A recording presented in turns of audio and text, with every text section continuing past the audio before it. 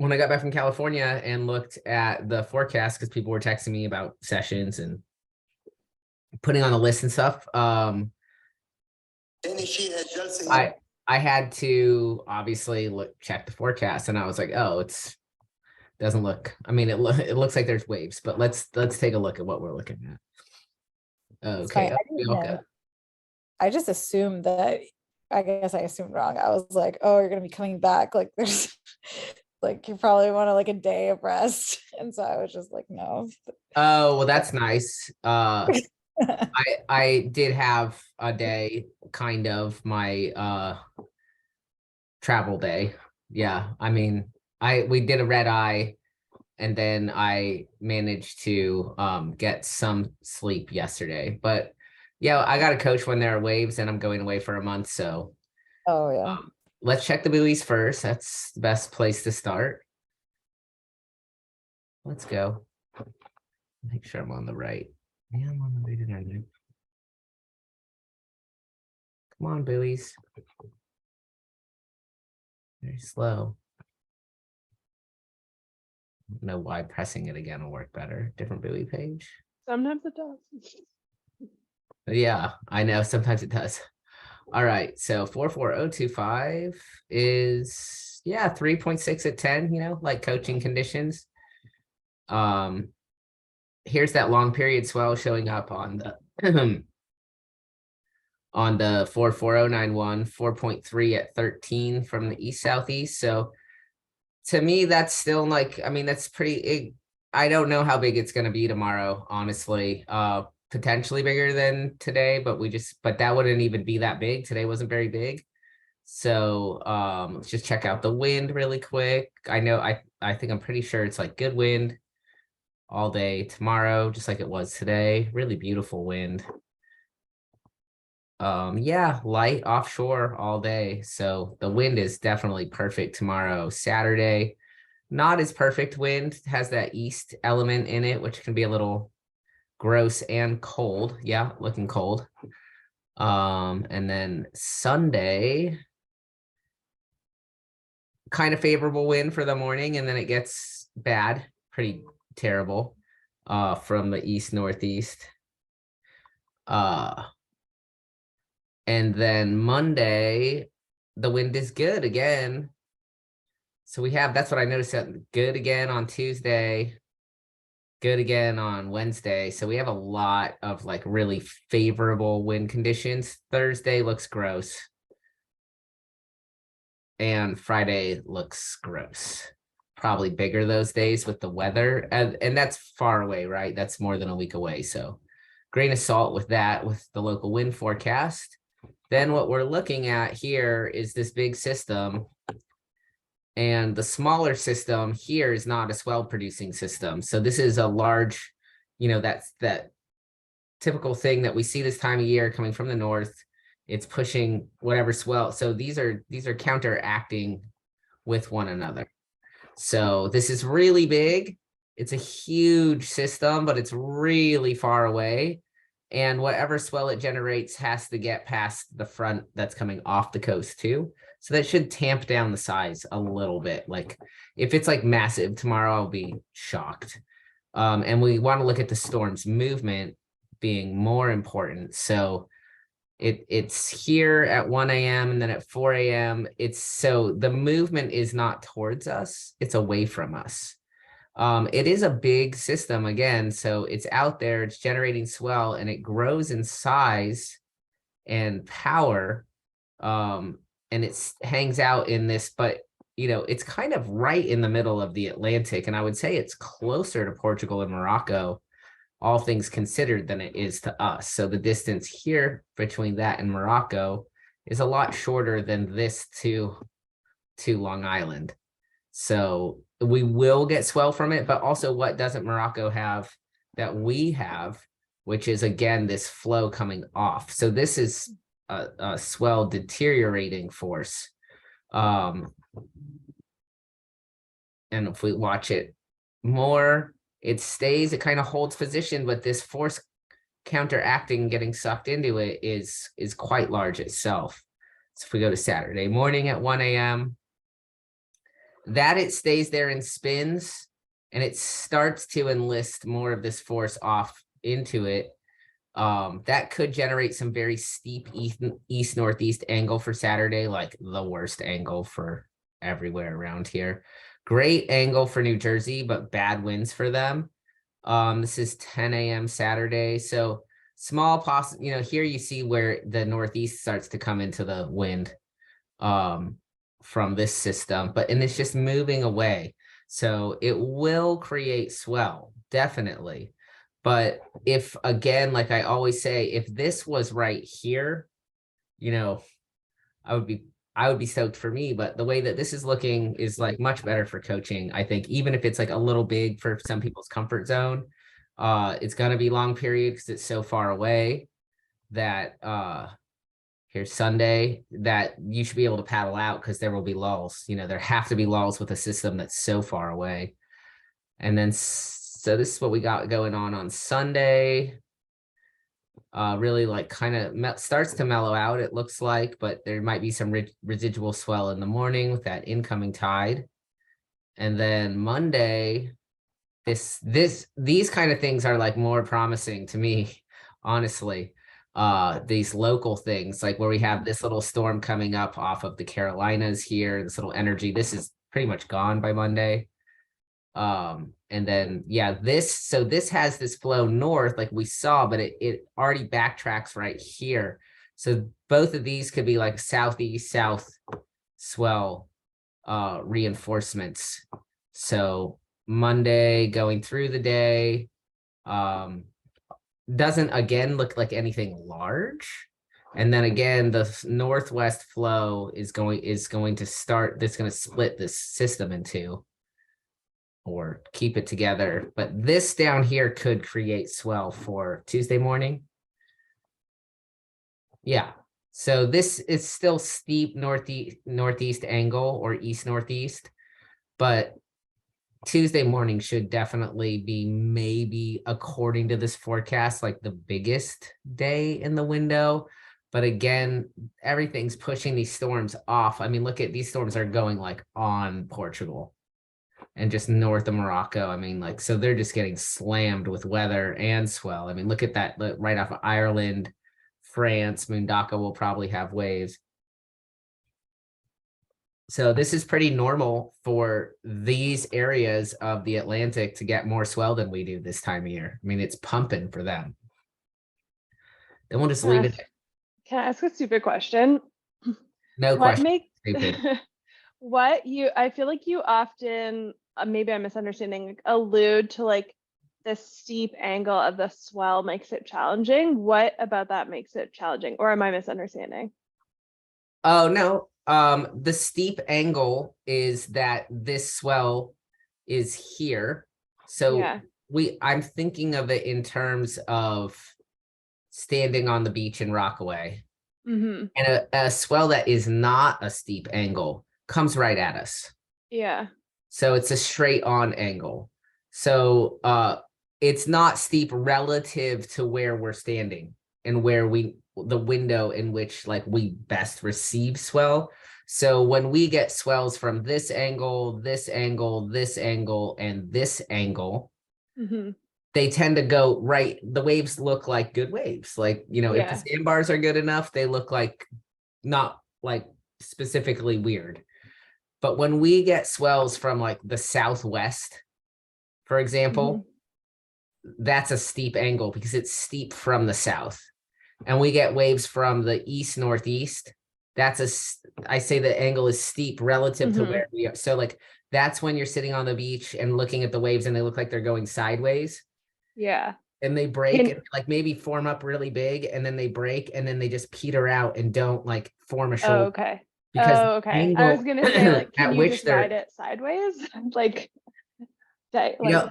They go out to sea almost. Oh, so if you think the swell line, the bands are going to be coming from here and hitting our beach very sideways. Okay. Whereas a swell that comes from really, if this storm is a little lower, and who knows, there's all of this wind here, like something will kick out more east, or it'll come up on the buoys as east southeast, because this is a large swath of energy. But again, it is not flowing. If we look at the nature of the storm and it's turning like this, it's going to be radiating energy out from here. So it's more of an east northeast or northeast swell. So sometimes, depending on like magical powers of God or nature, like the swell refracts, like bends in certain ways, or sends certain ones that have like more, some sets will have a more favorable angle than other sets. But in general, when I look at a system in this location, I'm not getting like my hype pants on. I'm not like, I'm not like waxing up my 6-6. I'm not thinking, if this is here and headed towards us, maybe. And is that because like when the wave hits, part of it is shallower and starts to break, but then the rest of it is like still too deep, and so it just like peters off? Well, yes, but it's because the way that the swell band is, it's the direction from which the swell band is predominantly traveling isn't set up to feel the part of the sandbar that it would need to feel to peel. Right. Okay. Or it's set up so that it enters the beach at an angle. Like you can go to the beach on these steeper swells, and like where on an east northeast swell, for example, predominantly in Rockaway, you want the waves to start at the tip of the jetty and go left. But on an east northeast swell, you can see the waves like miss the whole middle and left side of the beach, and just only have these tiny little petering rights on the right side of the jetties. Historically, that's been my observation. Also, so for like Long Beach, which has had much better sandbars, this is a terrible swell direction. This is a swell direction that makes insane current there. And you see Long Beach here faces more straight south than Rockaway. So it is even, so if a swell is coming from here, it is even more angled off of Long Beach. So technically Rockaway is better when there's more east in the swell, because it's more straight on, and we don't get as bad a rip currents, where Long Beach on these very east swell events, it can be waist high. That's the drift. And there's an insane current, and the waves look, especially like they break and then go out like that, like they look super sideways. But rip currents are good for getting your paddling fitness in. Yes. I have done that. Just like get on the treadmill. It's a treadmill. Yeah. So I'm a little skeptical about any, like, I'm looking forward to coaching basically. And if it ends up too big for coaching, okay, I'll surf. But if we look at our forecast, it's saying Rhode Island is good on these swells, so that would make sense. Rhode Island would, so Surfline skeptical too. This looks right. It might even changed a lot over the course of the day. Maybe the forecasters actually read their swell models. It was 3 to 4, and then it was 5 to 7, and then it was 3 to 4, and now it's 2 to 3. So this is looking more like what we expected. And this is obviously great for coaching. Like I said, this is like, I mean, the sandbars are terrible. I'm not sure whether it's going to be orange in the afternoon. I think that they're saying that because they think the swell will be bigger, but you see the swell actually dropping towards the end of the day. It could be bigger. They're probably saying it because of low tide, which was terrible today. So I don't know, like they don't surf here. So and we could look at the Pacific really quick, just cause. No. I'm going to Costa Rica on Saturday. Oh, a day after me. Costa Wait, Rica are you is going just- tomorrow? oh, this Saturday. No, I'm going Yeah. on Friday Oh, okay, okay. next week. So yeah, I mean, this time of year, you shouldn't really expect swell in Costa Rica. Oh, it's Uh, gonna be like good me-sized waves. Yeah, that's why you go this time of year. They get some of this stuff in the so here's a storm forming off the Aleutians. That one's kind of staying high up there, not coming down. This is a real so on the other coast, this is a very steeply angled north swell, Mm. right? So this is like way up, hugging the Pacific Northwest, creating their lovely weather that they always get up there.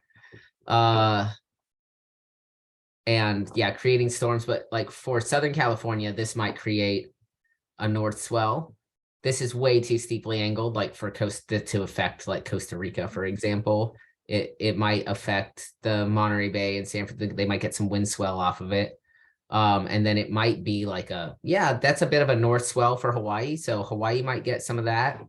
Mm. Let's see, Saturday. So this still might, be a north swell for Hawaii. This thing's staying up in Alaska. Again, none of this pertains to Costa Rica. For that, you really do want to look like there's these long period south swells down here, but they're not that big. It looks pretty small. You might get some of this northwest energy, but nothing too crazy. When I was there in July, a lot of days were like 6 to 8 and like nobody was out. So Yeah, that's from these kind of systems. So that like, was in rainy season. Yeah. Dry so like, season's usually good to me. this might create some long Yeah. period south energy for like when I start to Yeah. when it starts to be my window down there. But you can get like I say in every intake class, the Antarctic is more active year round than the Arctic. It's just cold. Like the Earth is, to our impending conversation about equality, the Earth is not equal. The way that the land and the water and the ice sheets are distributed causes the weather patterns to be, different at different times of year. And then of course, like the roaring 40s is more stormy. I mean, like this, like all times of year, the sailors' scariest nightmare is to like, sail the southern seas down here. Right. So, yeah. So, I mean, it can get calm down there too, but it's definitely more active. And then you see like by Friday, a lot more, this is the big swell producer for the Pacific during the winter months. And this is what Californian and Hawaiian surfers are looking at that to produce swells. So looks like they'll get something. Let's just check Surfline's Hawaii. I like to watch the contests over there, so I always keep Hawaii on my favorites. So Pipeline. It's fun too because it's like daytime at night, so you can watch in the evening. Yeah. Yeah, so nothing. East northeast is just wind swell for them. That's not, I mean, the east side. There's the northwest swell coming up towards the end of the week for them, but pretty small scale for Hawaii. The small wave surfers in Hawaii are stoked. Oh, and then they're predicting this big northwest swell for later in the week that I was saying. The Alaska looks like it's starting to light up, but that's a long way away. So I don't think there are any contests coming up. Are they done with that? It's the new year. They just had was it I don't know. Haliva. Yeah. January, no, they don't have Pipeline. Oh wait, 2023. So wow, so Pipeline, the first event of the year isn't till February, like basically February. Wow. It's crazy. Yeah, so no pro surfing for a while. I mean, yeah, no pro surfing for a while. Championship tour starts, the Challenger Series they haven't done a schedule for. Okay. People There's like a lot, seem to be pissed. I don't know if this, because I'm so new to this, but there's a lot of chatter about how like They clearly don't have their shit together. There are no contests for 2023 on their schedule, and it's December. So that's a thing. What is and that's like the Portuguese woman had the same number of points as the fifth person who qualified, or like, but she didn't qualify for, I don't like, this is Mm. half followed stuff via social media. Are these the people that made it? No, they're just athletes. They're not people that made the tour. Yeah, so they clearly are having some issues. It's unclear who made the tour and who fell off the tour. Because usually on the rankings you would look. So obviously Felipe won. That's the final 5 cutoff. And then there's the cutoff for mid-season.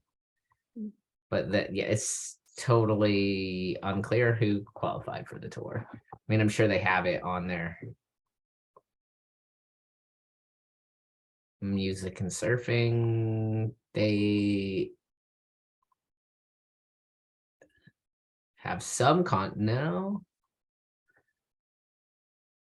Yeah, I don't know. It looks that their site's a mess right now. I can tell you Maybe that. their web developer quit or something. I don't know. It looks pretty bad. So I don't know. We know when pipeline is. That's about it. Okay, so that was forecasting.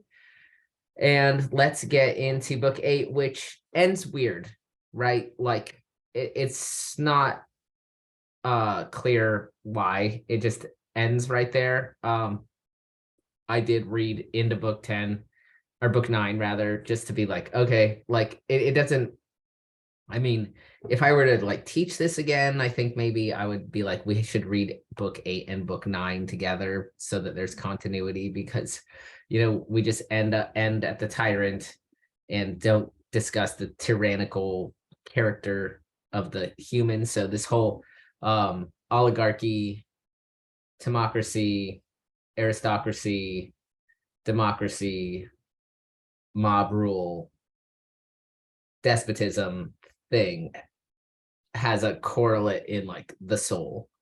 So we continue the city soul analogy, and he talks, and Socrates and Glaucon are talking about how these things come about.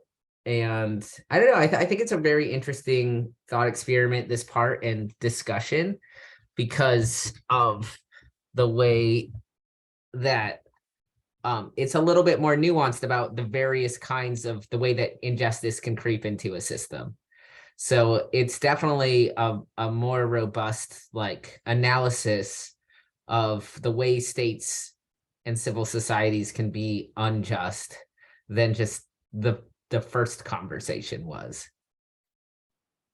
I think. Well, that was a thought that I had. Yeah, there were definitely places where I was just like underline everything, because I'm like, this describes what's happening right now. Yeah, say more about that. Like, well, you can go to your underlines, you can read. I mean, especially I could find it, but like the parts about really the boundary between oligarchy and democracy and tyranny, like all of that stuff felt super resonant to our moment. And some of it, I was just like, I can't believe this was written like so long ago. It feels like an editorial in the Times. Much better written. That's Yeah. true. And there's like money stuff too is like the relationship of money to those systems is also feels so, and like untangling the whole causal chain and how it affects the systems. Yeah, it was really the like causal chain. That's what it was. Yeah, just like boom, leads to this, leads to this. Like something bad happens to this guy's dad and he responds this way, and then he does this, and then this person does that. Yeah. so let's go through them. So the first kind is, so he actually starts off with, what he views to be the best kind, the one that they have created, which would be a kind of aristocracy, but not aristocracy in the way that we understand aristocracy, but a city that's ruled by the most noble people, and noble in the sense that Socrates wants, I think, where there's this community, the guardian class that he's kind of created, where there's not so much of an emphasis. So this kind of nobility doesn't prize property over everything else. They have nobility of the soul. So they see more clear this kind of soul and this kind of person also wouldn't see as much of a distinction between men and women and their capabilities, because they see clearly. And they, but within this kind of even like the guardian class, the perfect city is still going to degrade. So I think that that's interesting here too, is that like when he's describing the way that all of these peoples and potential political states change, I think that's also interesting too, for like, we've been going along on this project thinking we're building the perfect city in speech. And now we're at this place where it's much more more morphic. Like, these are the ways that it changes. This is how the aristocracy will degrade into a timocracy. And just to give the context of the Greek, right? So I said aristos means noble, and then the kratos means strength or force. So it does assume that whoever does the archo, whoever does the ruling, archeo is the verb for rule, and it's where we get everything with arch in our language, is going to rule through some type of having the power. So there's a correlation between ruling and power strength or force is kratos. And so an aristokratos is the noble has the power. Then the timokratos, timao means to honor in Greek. So that's hence timocracy. When we read that word, oligos means few. So an oligarchy is a rule by a few people. Demos means people, so rule of the people. Tyranny does not have a kratos associated with it, which is interesting. Just as a word, it's tyrannos, and that means tyrant. So I don't know enough about the etymology of the word for tyrant and how it is related to kratos, but it is different, as I noted before, from basileus. So, or basileoane. So both of them are going to do the arcane, which is the ruling, but the basileus is a king. And so when he proposes that there are philosopher kings, we remember it's basileoane, and the tyrant is just going to arcane. He's just going to rule, but and be called a tyrant. And it's going to be through different, and he's not going to be as close. Although there is a singular leader, the way that the tyrant curries favor is different than the way a noble king ought to curry favor. And the description of the tyrant is that this person is basically lost all nobility, except for he creates a new system of values, where he has to, basically purge the city of all of the good or just elements, lest he be found out, unless his, basically,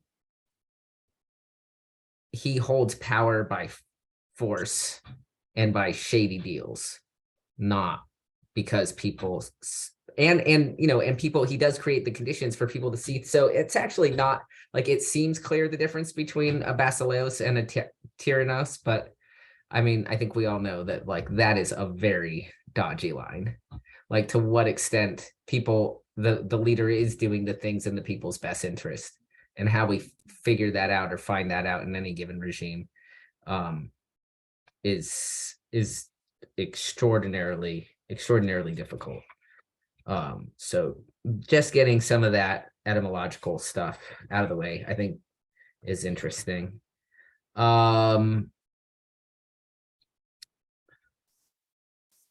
So let's get into some of the stuff you guys were talking about. So like we start off again with the aristocracy, the nobility that shares all of the things devolving into an aristocracy. And that's, I think also what's interesting about this book is we start to get more of a theory of affects and desires, like why people desire what they desire, like why a person would want to, and we also get a little bit closer to why there's wars and to the different kinds of wars that there are, and to the kind of characters and rationales for fomenting war. Because we've talked in every single book club about how it's just agreed that there will be some kind of war, but we haven't looked at the source. I mean, obviously resource scarcity has been there for us, but until this point, actually a lot of the discussion doesn't go into the nitty-gritty details of like different causes for war. So like we're not only looking at the causal chain of the devolution and revolution, these different political structures, we're looking at the causal chains for different kinds of wars, different kinds of oppression, and different kinds of ways that different kinds of political myths that people are telling themselves about like their value system. So in a way, like these would be different variations of a shadow play in the cave.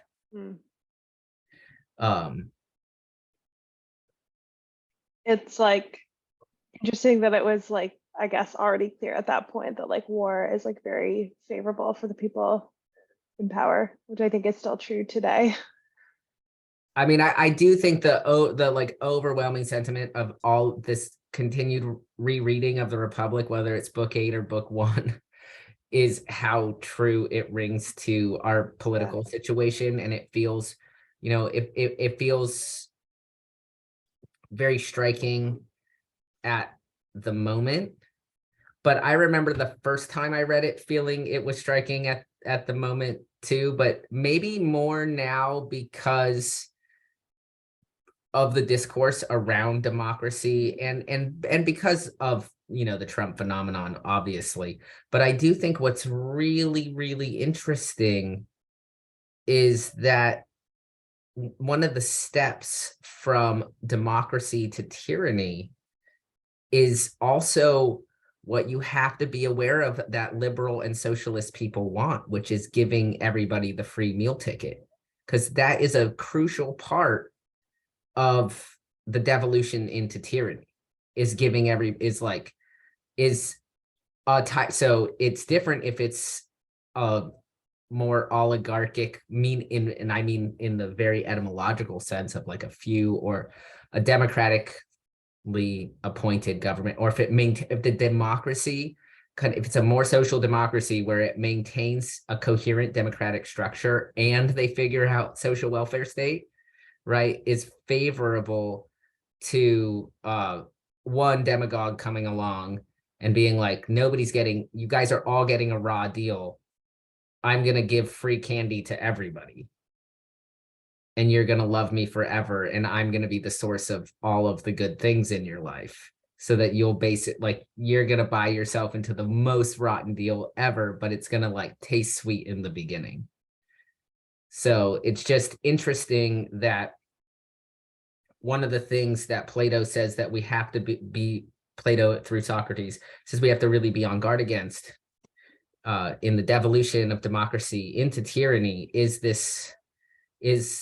an overwhelming social welfare state,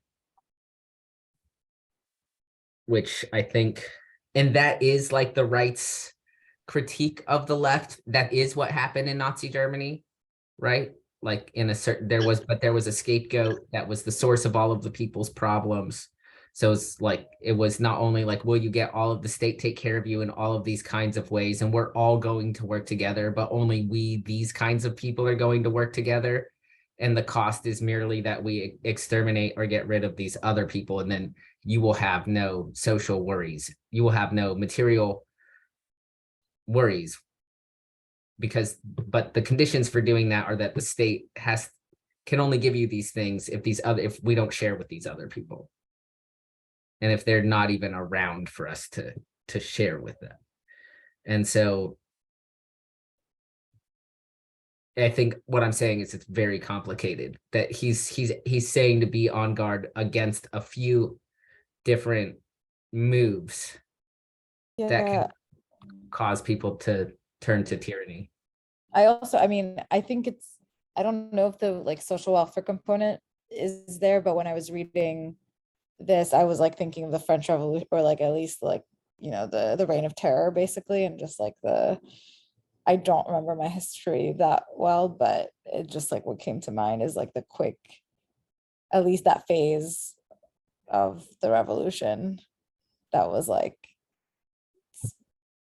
became, yeah, and then actually that led to Napoleon. So it's kind of went from like professed democratic ideals to tyranny in multiple forms. Yeah, I mean, I think the way that we saw it here was that Trump did social welfare things, right? During COVID, he wrote all these free checks. Yeah. And his followers didn't see it as socialist, right? He did all of this like socialist, social democratic stuff that was like, even, dare I say, communist.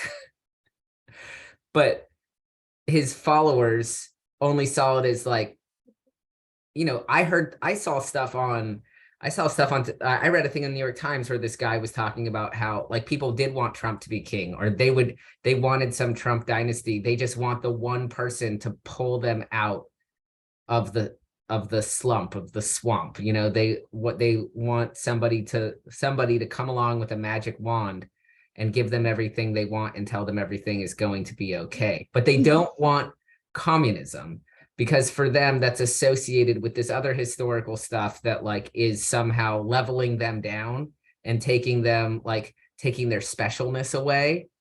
But they don't see that they're just you know, I mean, I think that was for a lot of us like still seeing clearly through the aftermath of the Trump era, is that we're clearly watching people desire their slavery as if it were their freedom. And I mean, I think the whole conversation about freedom and democracy in here is also wildly prescient. And yeah, there's one point where he's based, like, I think in reference to democracy, he's like, no one will be in the right role. Yeah, and it's going to be so diverse. It's going to be like the most beautiful cloth, and it's going to be so amazing and shimmering, and we're going to see all different kinds of views and all of this stuff. And like, I mean, that's what I'm saying when I'm just playing devil's advocate, is like, I'm for diversity and everything, but he is also saying that like, you have to be careful of people's motivations. Like, just because you're oppressed, and you should not be, doesn't mean you're equipped to make the laws or the new laws. Man, that's yeah. Which is a problematic thing to say. Yeah. Like, you shouldn't be oppressed, and you should not be making the laws. It's literally, it's like such a running in every like left-leaning organization, movement. It's just like this constant conversation where some people are like, no, absolutely you should. And some people are like, not necessarily.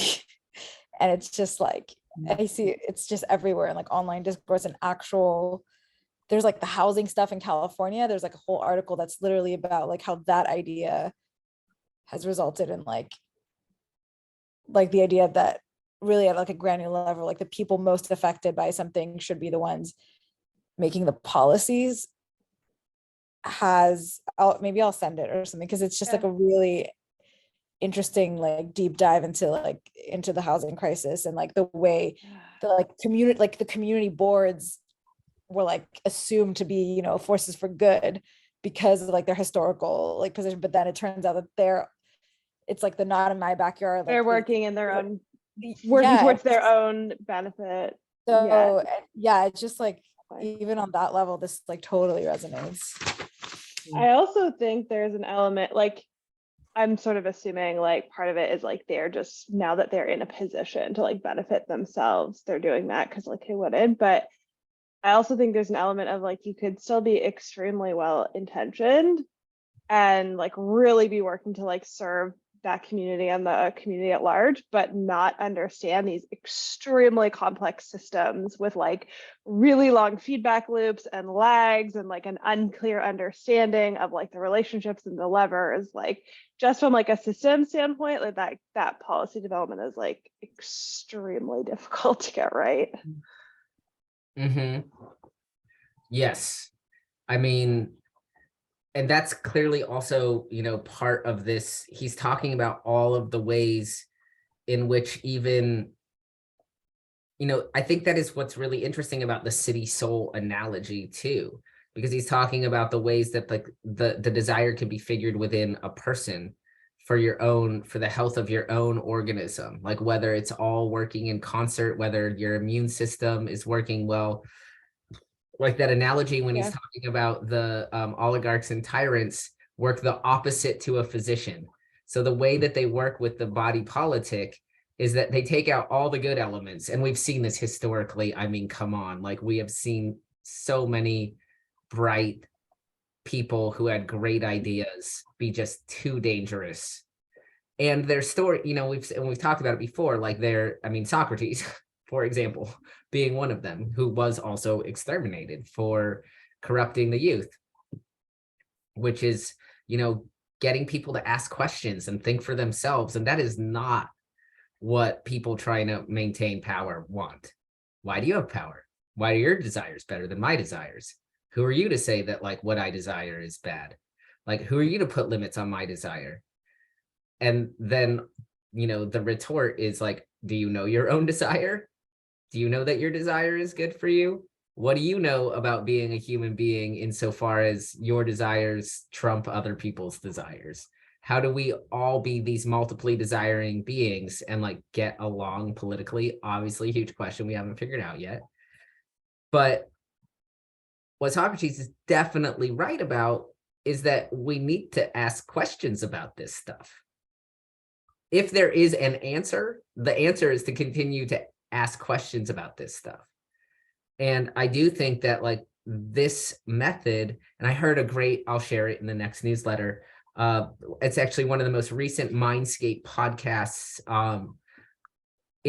Sean is interviewing these two sisters, Perry Zern and Danny Bassett. I assume one is married or they're both married and they no longer have the same last name, but they're twins. And one is a neurobiologist and the other is a philosopher. And they've written 2 different books on curiosity and different forms of curiosity. And they do bring up Plato's Republic and they do bring up Socrates, because what Socrates is, and they're very nuanced about curiosity. It's not like it's not an unadulterated good necessarily. And they get into situations where curiosity can kill the cat. But it does promoting different kinds. So they also show the way in which they classify curiosity into, I haven't read the book, but according to this podcast, they classify curiosity into 3 different styles. And they show how one style of being curious has been promoted. Sorry, my heater has been promoted over the other 2 styles. So this is the one all of us have been to academia, we're aware. They call it the hunter style, where you home in on like one topic and you don't let your curiosity range wildly. Instead, you just like read the research journals that like pertain to that topic, and like it's still being curious, you're still exploring the topic, but you're not like being Mhm. wide-ranging or whatever. So they say this is the kind that has been like especially promoted in Western academia.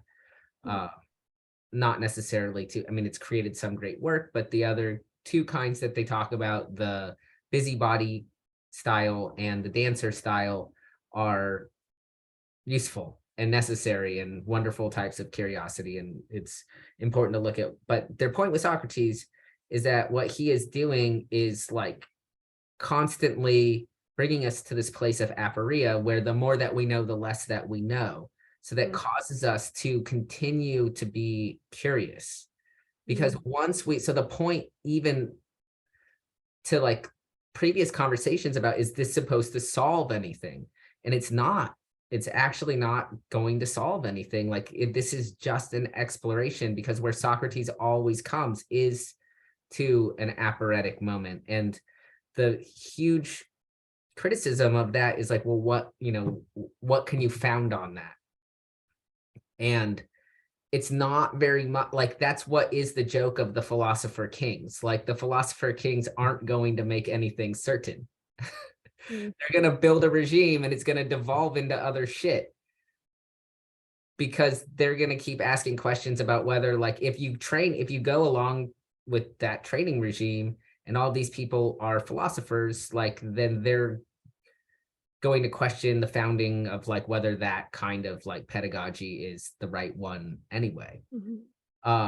It is a question. I mean, at the bottom of all of this too, in all wisdom traditions, is this question of the role of self-discipline and desire. And so, like, being the kinds and what we mean to one another, and like what we do, like what we owe to one another in terms of, and these are some of the, like, in the larger philosophical context, like where philosophy now is, these are conversations that get aligned with terms like deontology, consequentialism, utilitarianism. Like, am I going to be self-disciplined and good just because of the consequences? Just because, like, I see that it promotes a public good, even though it's not exactly what I want to do. So I kind of like force myself into the position of having more self-discipline just because, like, it seems like there's an external social pressure. Or do I see it as necessary, like as a deontologist would? Like, there's I'm a deontologist. No, I'm joking. Just not with an E. Or are we? Because Yeah, Right. I'm training school of deontology.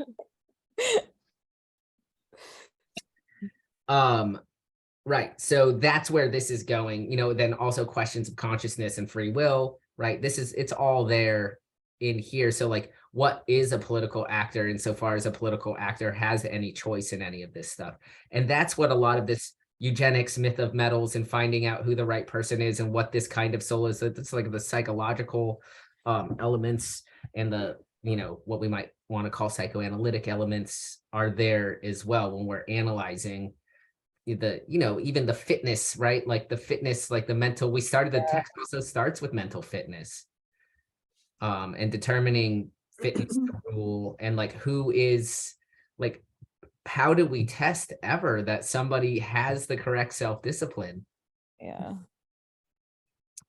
that's so it's not so it's I guess I never really, it's interesting that, like, at least my college had like a very separate like political philosophy department from like a other philosophy department, and I don't know that I mean, it's like, because it's this, they're basically they're not really separable. I mean, or the whole point of what you're saying is that this, like, it's like tied to fundamental questions about our own selves, like government and how we govern ourselves is, so it's interesting that they would separate them like that disciplinarily. Oh, I mean, the separation of the academic disciplines has not been all bad in the sense, because again, this is like same thing with these women's curiosity book, right? Yeah. Where like there are these different forms of curiosity, and the homing in one, the hunter one, has clearly been privileged, and that is a Right. big part of cordoning off, factioning off these different scientific, social science, humanities disciplines, and allowed certain people to get really good at like one subject and find these things. And then, because you don't like, even Socrates is talking about it here. If you have one person meddling in too many things, they're not going to get very good at any one thing. And really the best way this is the one person, one job idea, right? Where if you just do your job, so part of being a good citizen is just doing your job really well. But that becomes very nebulous when it turns out the one person, one job also falls apart in the sense that not only do we have to do whatever it is our one skill is, for our society, but then we also have to do the money making. It turns out like the money making art is an adjacent thing we all have to be good at. And then also doing philosophy, and those are at odds with one another, like doing philosophy, doing money making, being good at our one job.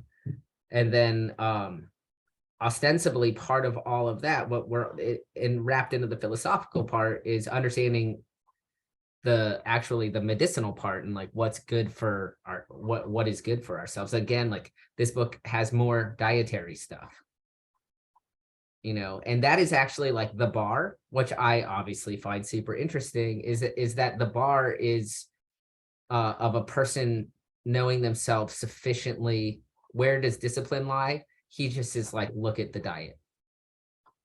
He's like, does the person know what is sufficient and how many relishes to have? Like, how many relishes do you need? I love that the relishes came back in this. I mean, love relishes have like no calories, like have as much as you want. The relish diet. Well, I mean, I think relishes, we're vegetables. I'm assuming it means like pickles. I don't know. No, I missed that week. relishes, actually meat is a relish. Oh, okay. Oh, is it like something you relish? Is that what it means? I would have to look into the etymology of the Greek, but I can do that. I can definitely do that. I didn't do it for this one. And I'm forgetting the word for relish right now, but I would just have to find the passage, which is the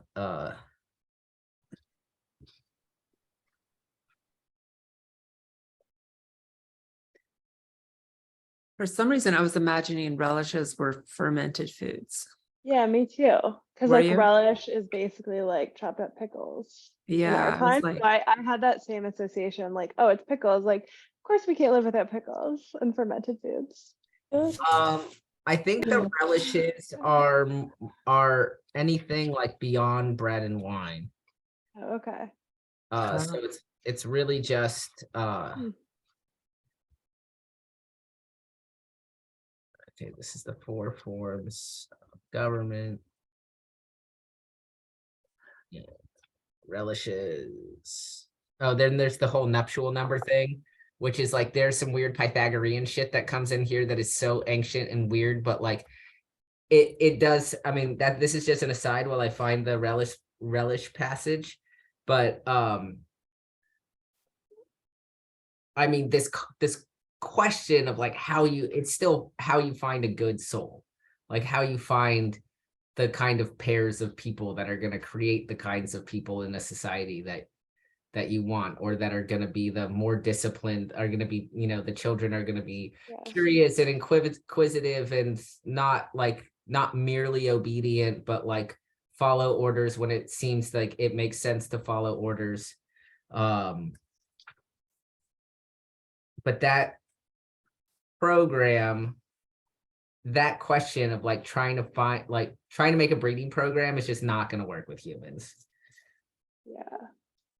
I think it might have been in the last book, but there was like also a line that was like, oh, and it'd be great if they were attractive too.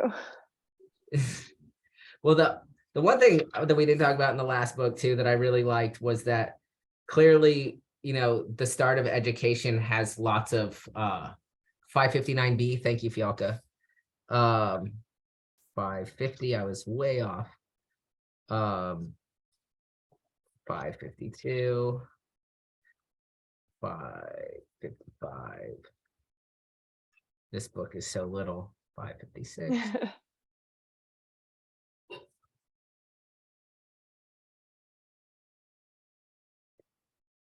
Is that there has to be play, and that's how children learn best. And I thought that was really Oh yeah, it has to be required, but not required. right. Okay, here we go. Okay, so yeah, here we're talking about desires, right? So at 559A, they're talking about satisfaction. So we're talking about necessary and unnecessary appetites. Anankaius epithymias kaitos me. So those that are necessary, the appetites that are necessary, and those that are not. And so that is actually also really interesting, right? So this is what I'm saying, like now we're getting somewhere. Now we're getting to like, okay, if it's resource scarcity, what is a necessary resource? What's not a necessary resource? Yeah. I mean, now we live in capitalism and we have Amazon, so it, and the more that other people have so many things, and they exponentially increase their ability to like make money or do certain things with those tools, they do become necessary if you're not going to be destitute in order to compete to stay afloat in the society. Okay. And there's an element of like, if it's like necessary is like what's necessary for survival, but then you're like, what is necessary to survive in my, like the way my life is now? Like it's like probably a moving target. Right. I mean, we can even talk about higher education. Yeah. In terms of a kind of necessity for survival or not, and Yeah. maybe certain kinds of people survive, but not others, especially now that like we've already had the debt conversation, the college debt in the United States. Okay, so desires that we cannot divert or suppress may be properly called necessary. Likewise, those whose satisfaction is beneficial to us, may they not. Whose satisfaction is beneficial to us. So that's interesting. Most assuredly. Then we shall rightly use the word necessary of those ones rightly. And what of the desires from which a man could free himself from by discipline from youth up, and whose presence in the soul does no good, and in some cases harm? Should we not fairly call all such unnecessary? Fairly indeed. Let us select an example of either kind so that we apprehend a type. Let us do so. Would not the desire of eating to keep in health and condition, the appetite for mere bread and relishes be necessary? So would not the desire of eating, okay, if we don't eat, we die, to keep in health and condition, and the appetite for mere bread and relishes be necessary? So mere bread and relishes. And so the relishes, there's a note here, be opson. I think that's what they're called. Uden agathon drosin, Heidekai tunantion, pasas tautas, and mayankais 5 and 9. Now here you go. Aske. No, that's from youth. Kai pros Uden agathon and nusai drosin, Heidekai tunantion, pasas tautas, eme anankais 5 and 9. Okay. Here it is. Our two Macrogeas. Yep, Opsu. So I'm gonna look that up. That passage also sort of like the line about, eating to like stay healthy. There's like yeah, people who yeah, you just think about like, well, I'm buying my like organic produce and like what's necessary for me to be able to like afford to buy this like healthy food that I think is like good for my health versus what is like providing people with literally calories so they'd like stay alive. Like that, where do you draw that line when you talk about like what is necessary or where you do how you define survival? Like people who live in food deserts and can't get access to fresh food and Right. Sorry, I'm looking at this screen to by Oxon. Okay. A cooked or otherwise prepared food, a made dish eaten with bread and wine. Relish, pudding and knuckle sauce. Especially fish market. Sauces, dishes, delicacies. It means a lot of things. Seasonings, cuisine. To opson. It's not going to be better in that dictionary. Relish. Properly that which is cooked, boiled, instead of anything that is eaten with bread. So anything eaten with bread or food to give it flavor and relish. Onions, a zest or relish to wine, seasoning, sauce. Olive oil. Dainty fare, dainties in Athens, mostly fish, the fish market.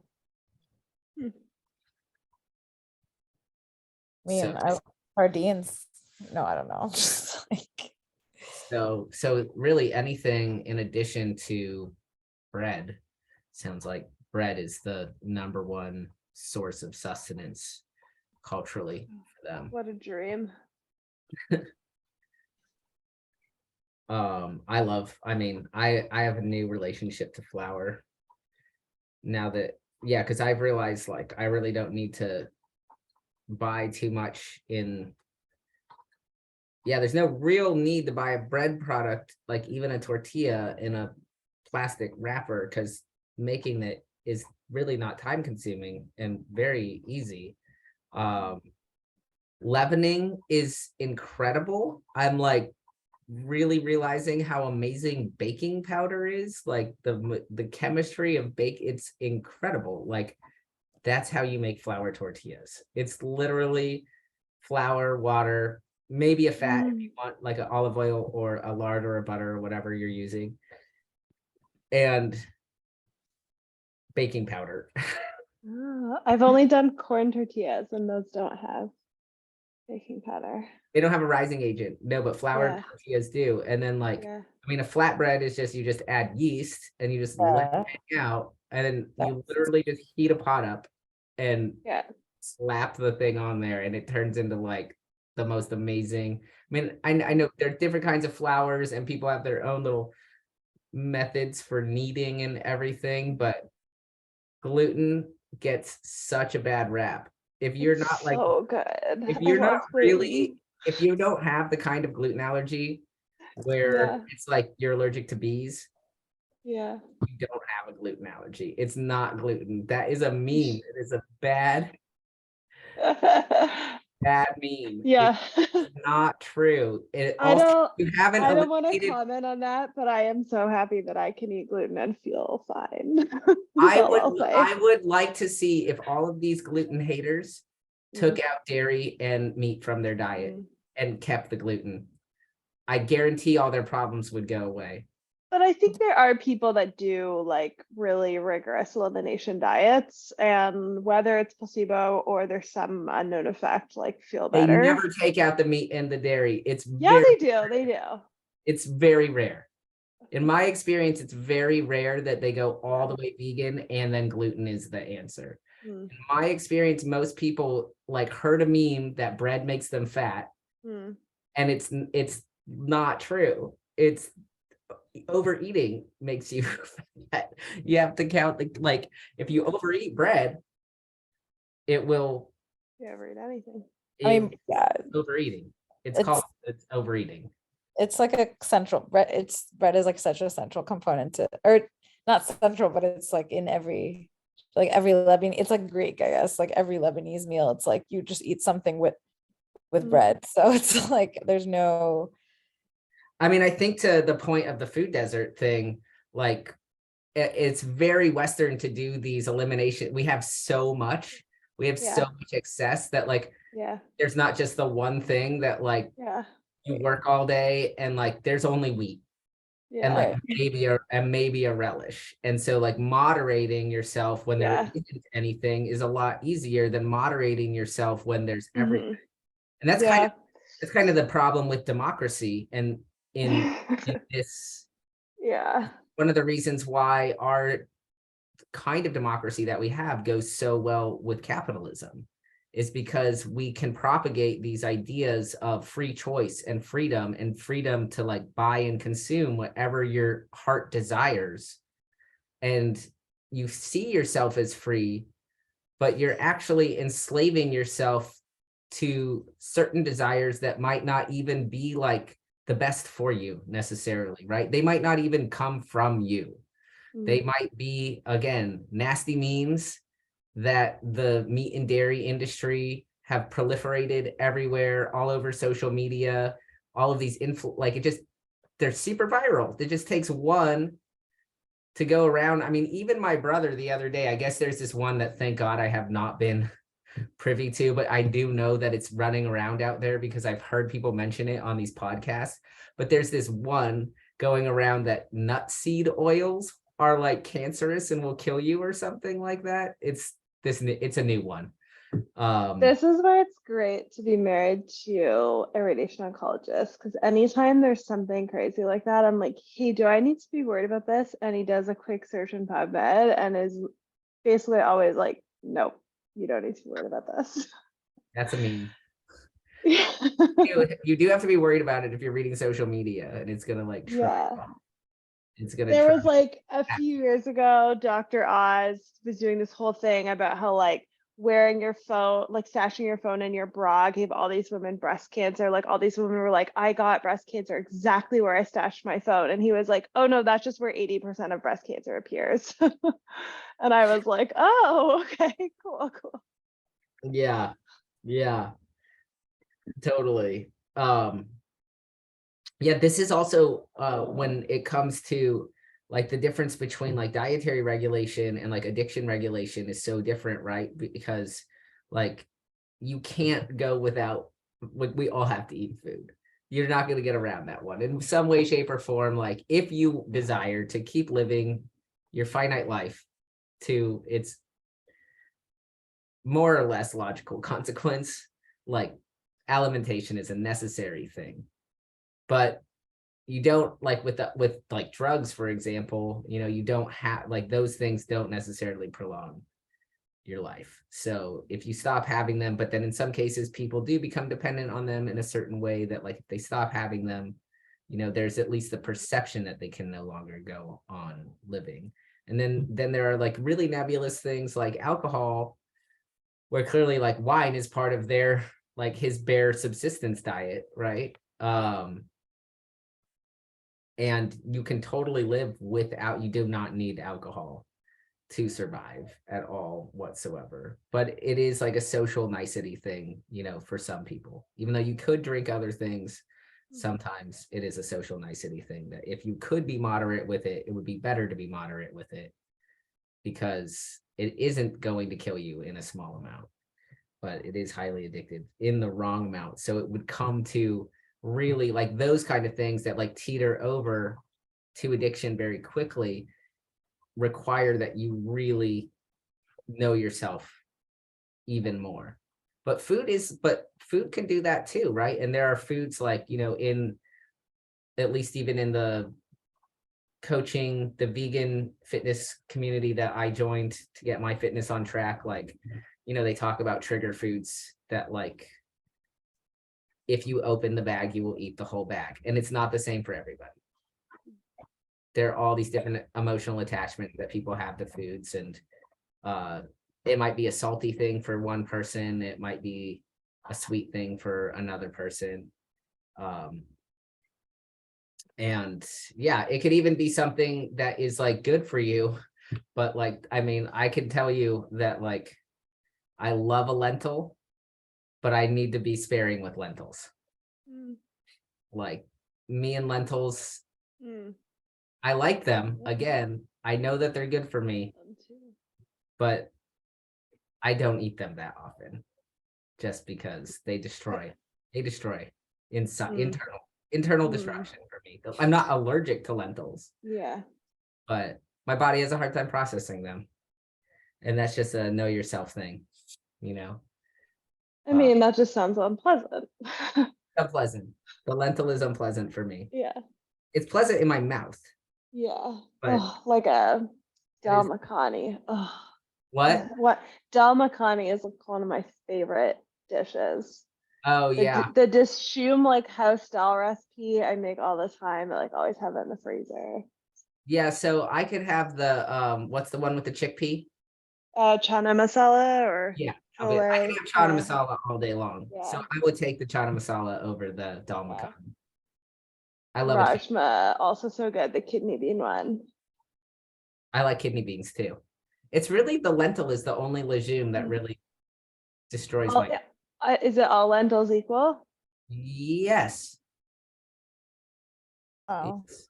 I like the look of the little beluga ones though. Mhm. The little French. Oh, okay. Yeah. I like the black ones. Yeah. I mean, I think the brown ones are the worst. Mm. The brown and the red. Um, Mm. but I eat lentils so rarely because of this. Fun fact, a huge portion of the world's lentils are grown in Saskatchewan, Canada. Really? Yeah. oh, huh. That's It's not where I the would have truth. thought for some reason. Yeah. The lentil would be a relish, I think, in this, although you could make a bread from lentils. Mm-hmm. And I don't have a problem when they take like, I don't know, Dosa. Isn't dosa made from lentils? is it? Mhm. I Oh think yeah. so. Yeah, lentil and rice flour. Yeah. Yeah. Oh, dosa also so The good. best. Yeah. That's this other thing that I have this huge tirade about too. The gluten and the word processed. I'm like, it's all processed. It's just like, what level do you want? Process and refining. It's a different like that's how we eat. Yeah. You And eat. also chemicals are natural too. Yeah. We process foods like that's what like Mhm. I mean, there always comes down in these kinds of discussions too, like how, and this is a critique of, and I think Socrates is actually really aware of this critique, which is like, how far do you want to take your purity discourse? Like, how far does it go to eugenics, to purging this, to purging that, to the point where, and he talks about yo-yo dieting. That part is, I think it's right. It's coming up. We're not seeing the man who was nicknamed the drone. So there's this whole bee metaphor with the drones of the hive. And now I'm gonna it's not exactly this part, but it comes shortly thereafter where he talks about basically people who like binge and then eat not then like only live on water. So he's like, these people are like searching for this moderation, but they can't find it. They can't like find what is the right amount of food and relishes for their system. So like basically that homeostasis is just very hard on the individual and the social level, like knowing which desire is the right desire, how much is enough, like and what kind of structures. Again, I was just like use the memes, like what kinds of like cultural memes are structuring your understanding of yourself in this way. Like what's telling you that this is good? Like what signals are you listening to from your body? What signals are you getting from the social world? Like I always say, the best argument against veganism is not anything to do with diet. I think for me, it is like radically clear at this point that it is the best diet for most bodies, but socially, that is the best argument against veganism, is that socially it causes so much friction because so many people have been like, it's less, it's becoming more accepted now, but people still see it as radical and like unnecessarily austere. But now it's just like everything else, it's been co-opted by capitalism. Like I've been noticing on my Instagram feed, for example, that like there are companies like Coffee Mate, like any big brand, you can see they're like, oh, plant-based, this is selling. And they're just making it as chemically and nasty and, full of Yeah. empty calories as anything else. So like not all vegan diets are created equal. That's for sure. Philadelphia just announced a vegan cream cheese, and I'm like, ew, we needed that like 20 years ago. I'm never gonna eat that now. There's like 100 alternatives that I guarantee are better than what they're gonna create. Yeah. I It's mean, not gonna be like a nice fermented like almond cream cheese or something. It's gonna be gross. but even then, like you go to the family home in like middle of whatever, anywhere, and they're gonna think it's weird. And like you're gonna have to bring your own thing, or there's gonna be this conversation like, oh, Cassandra, she's vegan, so she can't have the turkey at Thanksgiving. We'll just pretend like, and then they'll do some weird thing about like the turkey and like how you can't have it, and you're like, no, I can. I'm But choosing. I don't want it. You're like, I don't want to put it in, you're like, I don't want to put it in me, but socially, it's social. I mean, I think it's actually a really strong argument against it, or for omnivorism, because a little bit of meat and a little bit of cheese really isn't going to kill you or throw off your health goals, of Or course. like kill the planet, or like, it's like Yeah. a little bit really doesn't matter in the grand scheme. No. If I mean, like, for example, the not guy, for me, but like, right, like for the guy that wrote the China study and did the China study, Yeah. Colin Campbell, the people were omnivores. It's just, again, for this scarcity thing, they had like one pig a year, because that's what like that's like what they could afford and butcher, and the whole tribe or whatever, the whole village ate it.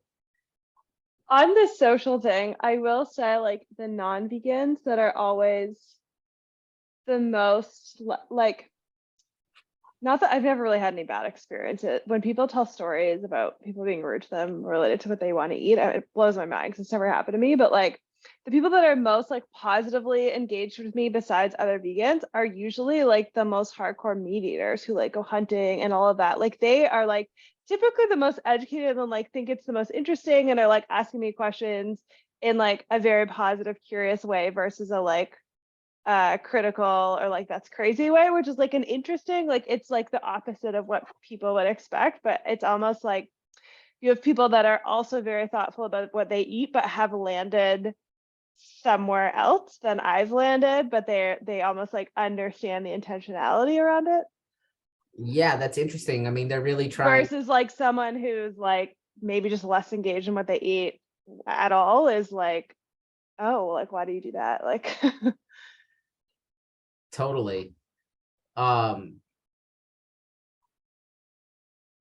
I come from like that kind of American masculine world where like you go hunting to kill the animals, like, and there's this like intense joy in killing the animals and in eating some of them, but like it's more about the killing. It's more about the killing because you also eat factory farm meat like on your way to do the thing. Like I definitely respect more the hunters that like that's the meat that they eat, the stuff that they like they take responsibility for looking at the animal in the face, they break it down, they like, and it was in the wild, so it wasn't eating soy crops and like pasture raised, and our systems can but to what extent that is sustainable meat eating also, like for me, like has a kind of bad like back to the landy, like I'm doing it the right, like there is a kind of there is a lot of privilege in a lifestyle that can go out and go hunting in that way. And I think that's also what I'm talking about too, where these people in food deserts that are basically vegan by default because they're not making choices between vegan and vegetarian and meat eater. There's just there aren't, and gluten free, and like They're just But I feel like people in food deserts like can't be vegan because all they have access to for cheap food is like McDonald's, like subsidized animal products well, in in the grocery American there's stores. different like Yeah. to like Yeah, take it. I guess in the US, yeah. Yeah, there are different kinds of food deserts, right? There's Yeah. like actual deserts that Yeah. are dry, Yeah. filled with But sand. even in like areas where there's a lot of drought and things like that, it's like a cow, you can keep a cow alive until you need to eat it. Like if when the crop dies, the crop dies. Like There's Yeah, Cheetos for that. right. No, but it's like there's like, yeah, it's just also like economically, I mean, like just like very concretely, like in Lebanon now, like the price of certain foods has been just completely like there's hyperinflation. It's like been skyrocketing, and people are changing their diets like by default because Mm, I mean it's like a very fertile land, Yeah. but only certain people have access to that Mm. land. So right. it's just been like, yeah, it's like meat is too expensive. Like there's all these things. I mean, Mm. and the Mediterranean diet wasn't actually even that meat heavy anyway. It's a lot of vegetables, but it's just like it's actually become a lot of just like lentils and Right. and Not a rice. lot But that's yeah. Yeah. of to survive. Yeah. In Nicoya, where I always go in Costa Rica, it's like one of the blue zones, and scientists speculate like where people live like to be centurions a lot, and they speculate it's because like there's like a strong relationship apparently between like not overeating and longevity, and like they basically just eat rice and beans, and it's kind of boring. Why would you if you're eating rice and beans for every meal, why would you ever overeat? So they eat like just enough, and then that's it. And so there's like if you don't eat for like if you have like long periods of not eating, it weirdly correlates to like longevity. Yeah, I've read those studies too, where it's Very less cell turnover, basically. Yeah, I'm interested in those kind of I mean, because this gets at the question that is being dealt with in this text overall, like on like a larger thematic level, is like to what like knowing yourself and like what is it that you need, like and how much and every choice that you make, you're making like whether it's food or clothes. Like we could talk about other resources as well, like how much a person needs to stay alive, and also like do we need Did they need more than lentils? So like do we need art, do we need entertainment, you know what I mean? Right. Like if we want to take it to like the larger scale things, like do we need movies? I don't think so. No to movies, but do you think we need art? Yes, I just think we Like, definitely don't need the yeah. industry that is like now exists. Like Yeah. Like, do we need like a rich enough intellectual experience? Like, yeah, or it's whatever? Like, It seems just so. hard. Yeah, I definitely think so, but it's hard to even divorce. For me, it's hard to Yeah. divorce these questions from like how those things are now, yeah. because it's like so like I definitely don't agree with like the evolution of a lot of those things Yeah. or like the Do we industries that are do we around those need things. Like coons? I hate Absolutely not. We don't need coons. Yep. You right. definitely need chihuahuas. Oh, and cats. Yeah, Just- but just no, keep like yeah. hiding the chihuahua the whole time. Oh my God. Oh, my cat Right. was on my lap, but he got up to play. But it is, but I won't say like know thyself does feel like very difficult to do in our current condition. Like I feel like It's everything. really hard in his condition too. Yes, that's Yeah. true. Yeah. That's It's always been hard because there are these forces like, I mean, know yourself is like it is the deepest philosophical ontological question, because it's like, what does it mean to be a conscious being with language? And like what can we know, like how much of our own knowledge actually is ours, like and all of this stuff of like scientific discourse and how we find truth and how we find certainty, and yet how you are ever certain that like you're in a more homeostatic state than another homeostatic state. And I do think it makes sense that he does keep bringing things back to the body, back to physical fitness, because it is one register where like we can at least take some, if our memory is good, right? He also says like it's important to have a good memory, because like if you don't remember like how much pain you were in on your last hangover, Hmm. and you keep drinking Right. yourself into I hangover. was literally just thinking, but Relationship. they drink so much, I don't know how their memories truly are. Like, it's not Well, they're good for the watering down brain. your mind. Yeah. They're being moderate.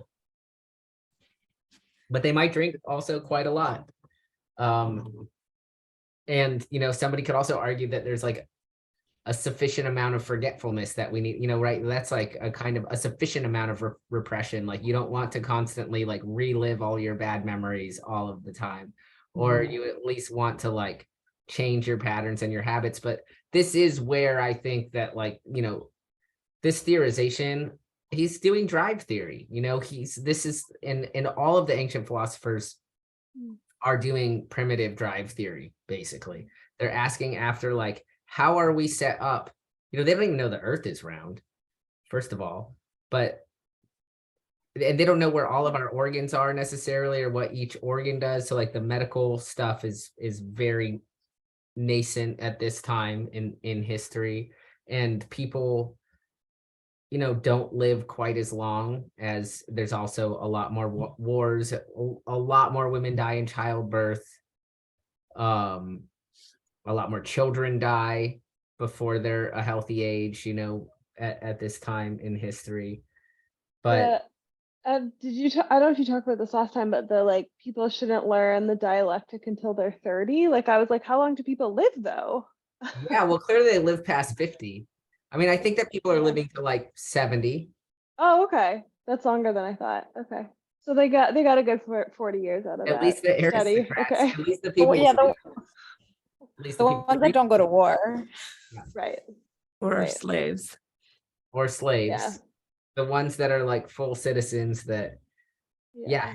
have the resources, that have the resources to like get this kind of educate, because like this kind of philosophical education has always required a certain amount of leisure time to be able to think about it, right? So you're either of a moneyed class, and have the time to do the thinking, or Socrates was like from like a middle. He puts on this big show about being poor because he refuses to make money, and so he is poor, but he's also I don't know, like maybe he would just be a crazy guy, right? So that is something also worth thinking about, but he had the respect of a lot of powerful people, so he wasn't just a crazy guy. He did have he had enough political power and caused enough of a stink that he got put to, that the polis cared enough about, and that everybody was always wanted him to come to the parties. So Yeah. he But clearly, they also wanted. Well, yeah, like, he went to war, so he's been in a soldier class, so he would have had some type of small type of pension or something like that. Like he couldn't be completely and totally destitute to like also have such a wide-ranging knowledge of all of the philosophers that came before him and synthesize all of that information. But to the point of this book, to the other points of this particular book, just, I mean, it all does point back to desire and how easy it is for people to be manipulated through their desires.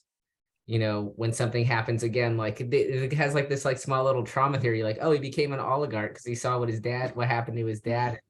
He pissed his money away and somebody stole his, so he's like, I'm not, and in a way it is actually a lot more generous to Thrasymachus's argument. It's like, hey, I can see actually how you came around to thinking that doing injustice is just. It's not just, but like you did come around to this view in a very organic way. You are seeing this happen all around you. This does happen all of the time. And this is Right. more like, again, like I said when we started this conversation, like this is, now we're into a more nuanced approach to the different kinds of injustice that there are in each kind of political. It's also interesting is we still use this language to describe political constructions. We don't have other language for this. We've not gone past, we might use some Latin, like a republic, And constitution is a Latin word. But democracy, oligarchy, aristocracy, tyranny, despotism is also a Greek word. So those words are like basically not translated. They're like as is. They're like as is. I mean, we have very little translation from the Greek to the English in these words. Mhm. What about the word fascist? Where does that come in? That is Right. 'Cause that's basically what he's building. Yeah, a lot of fashion. Yeah. well, I mean, the fasces were these wooden sticks. And so it's just basically anything where going out of line with what the government wants, you get the rod. Mm. The fasces is the rod. So the fascism is just governing with a rod. Mm. So, I mean, I think that fascism is a word that is like overly used, because one could also argue that anybody that like, and I think this is a really touchy thing nowadays, like back to my favorite topic. Sophia read an article that app Noom was being criticized for not being body positive, because it recommends that if you would like to lose weight, that you are in a caloric deficit, Mm. which is just science. But What is new? Noom, it's Wait, just is it that, but is it that it's recommending weight loss in general, or is it that no, it's that the calorie deficit, New weight loss. leads to weight loss? like it's that you have an option when you do the app to maintain all these apps. You can Yeah. maintain weight, you can reverse diet, you can gain weight, or you can lose weight. Yeah. Right. I have my own problems with them. My problem is that like whichever your goal is, they only let you put in one number, not a range. And like our bodies fluctuate 2 to 5 pounds a day. So Right. a range makes like, if you got rewarded for being in your range, that would make way more sense. So like if you're fluctuating in a higher range than you would like to, you should be able to achieve a goal where you're fluctuating in a lower range. If you're fluctuating in a range that's too low and you would like to fluctuate in a higher range, that should be but none of these apps have that built in. But but what I'm trying to say is that like a lot of people think that one type of value system is like fascist, just gets like thrown around as like, I don't like that system for myself. And in order to have any kind of self-discipline, you're going to have some parts of yourself that you govern with a rod. And there have to be laws. So I think that a lot of times when people feel that they're, this is where I think like in American politics, the right and the left start to look a lot like one another through the guise of libertarianism, which is people think that anybody telling them anything what to do about their desires, or that they should curb their desires at all whatsoever, or that they could possibly have a desire that wasn't good for them or wasn't good for society, is not fascism. And I think that is, people don't like want to hear that.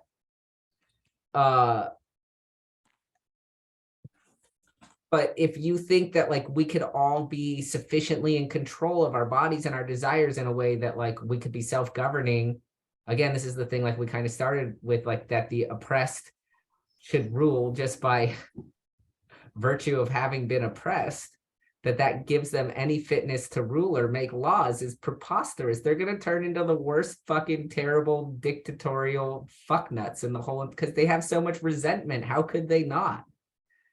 Maybe some people who are oppressed go through a certain kind of system, but what system that is, I don't know, where they can ask lots of questions and see a lot of nuance and understand the position of their oppression and how it has shaped their view, insofar as they're able to like make more robust legal systems that have more affordances and more flexible languages. That would be cool. No, but that's not, being oppressed is not a sufficient condition for. Mm. No. You can be Like- oppressed and have that or not. Exactly. Yeah. But I've definitely, and I think I've definitely been in spaces where it's like that characteristic is a sufficient condition for not even like government, but just like talking about systems or like, Mm. and it's Which Or is could it like be an different emotion? from talking about someone's qualitative experience or perspective. totally like obviously people can talk about, I mean, definitely Yeah. I don't have lived experience like that. People that I think every person is their own authority on their own lived experience for sure. And people do express like people's Yeah. lived experiences have been shut down and have been Yeah. like disagreeing wrongfully, I think. But then Yeah. when it comes to like policy making or like Yeah. arguing about Right. ideas, I think that's a very, I and have think this lived, there's- lived experience, and therefore we should do this exactly. based I on think that I think that's alone. what also Deanna tried to say. You're saying also, Yeah. right? I'm also saying it's not a necessary, it's neither even- necessary nor Or supposed. sufficient. Okay, Yeah. yeah. Right, that's true. Right. Yeah. I mean, the necessary condition would be that you see that people are unjustly oppressed, whether Right. they are one of those kind of people. Yes. Yeah. Yes. And then if you're going to make policy, it would be nice if you were the type of person that could ask lots of important, good questions about the structure and nature of their historical oppression.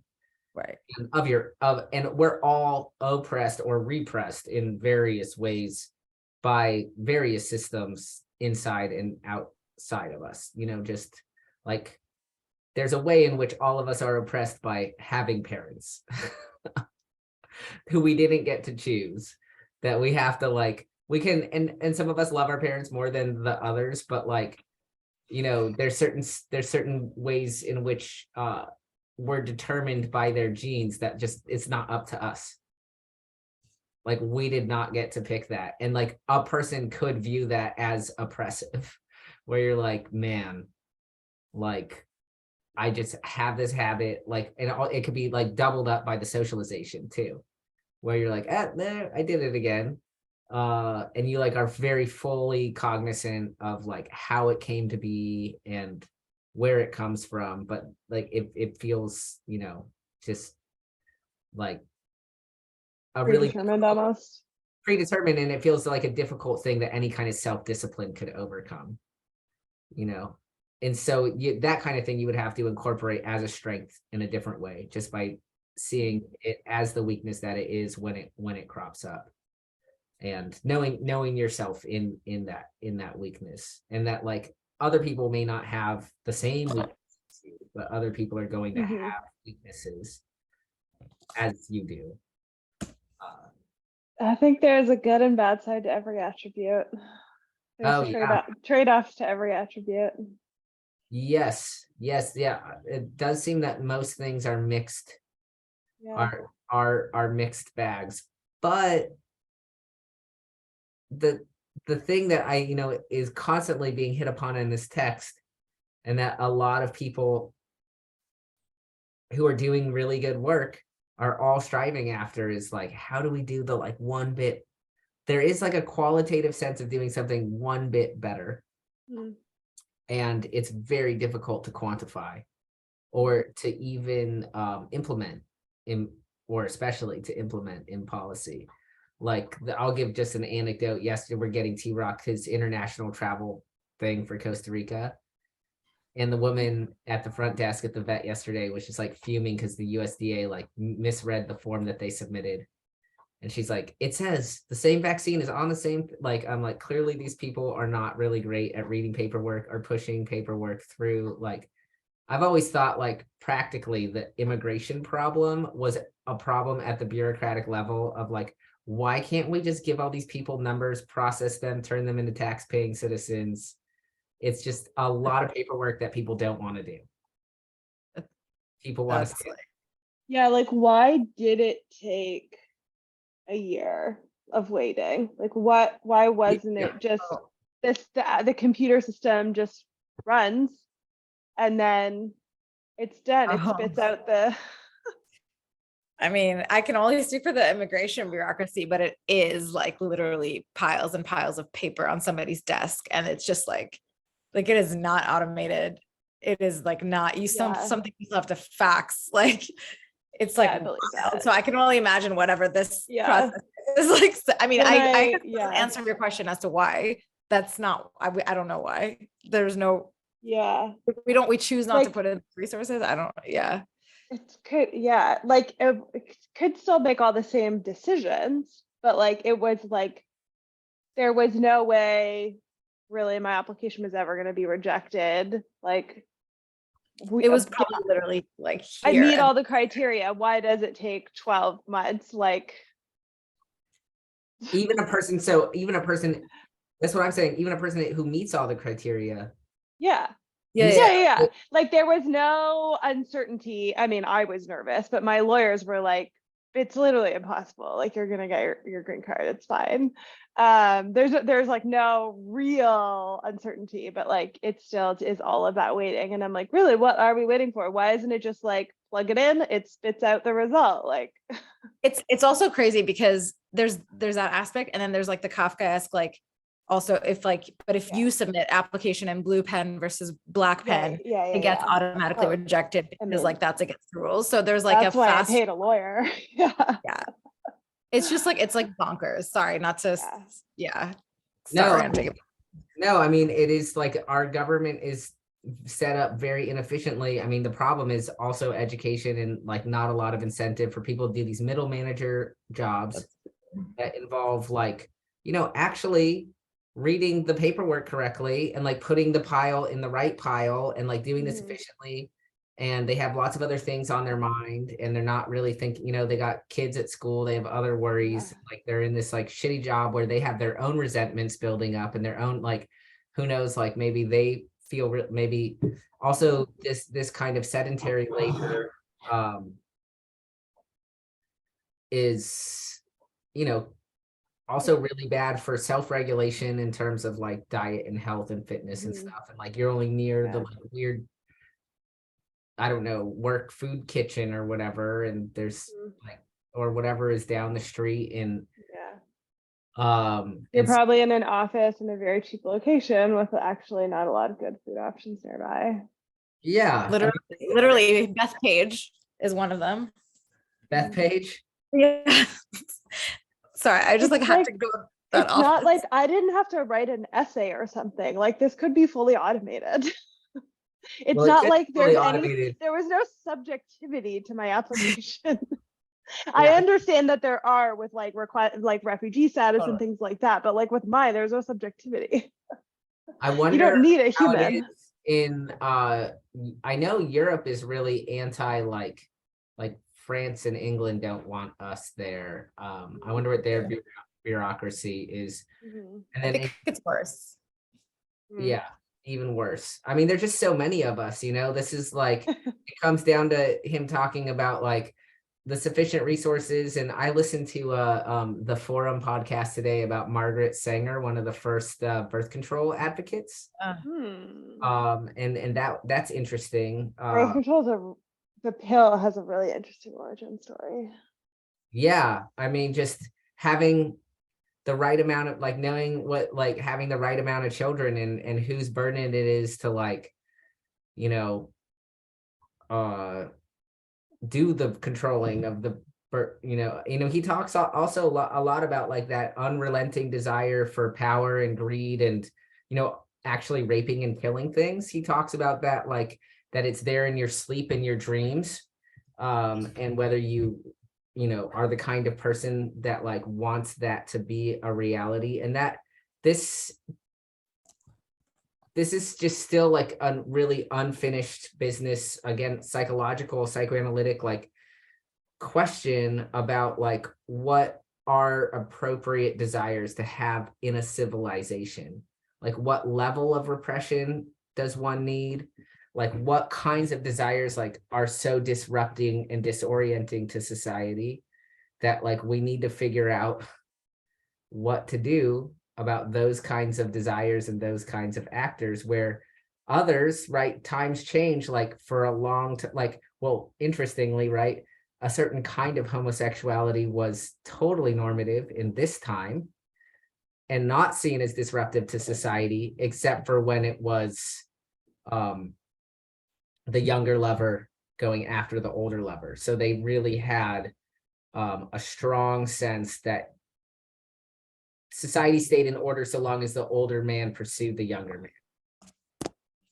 So that's like a whole different kind of homosocial structure. Then Christianity comes along and normalizes only heterosexual coupling for all purposes. But obviously homosexuality never goes away in human culture, but it is seen like as like the three religions of the book, Christianity, Judaism, and Islam, like really take hold metaphysically and ontologically, morally, of a lot of political structures. They see homosexuality as a disruptive social force.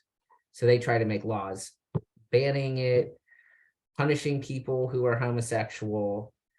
And now And they stick for a really long time.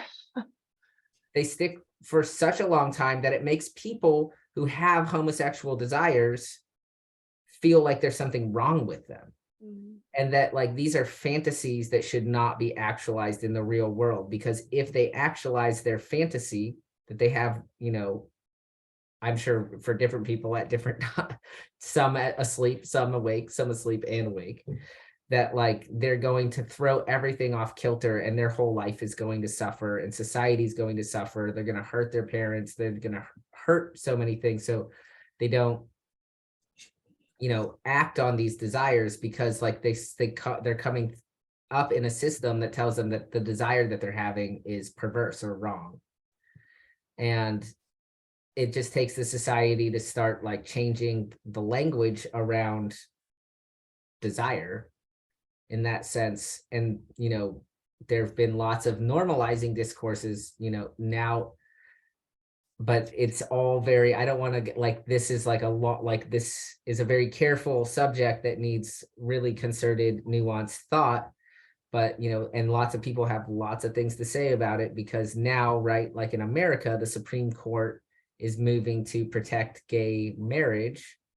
And like, it's a homosexual union that is under the like formalities of something that was always a heterosexual institution.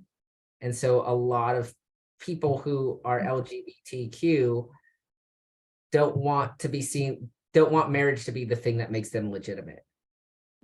Don't want, like they just want to be seen as like people, whether they're married or not married, or that marriage should not be the thing that like makes any couple a legitimate couple.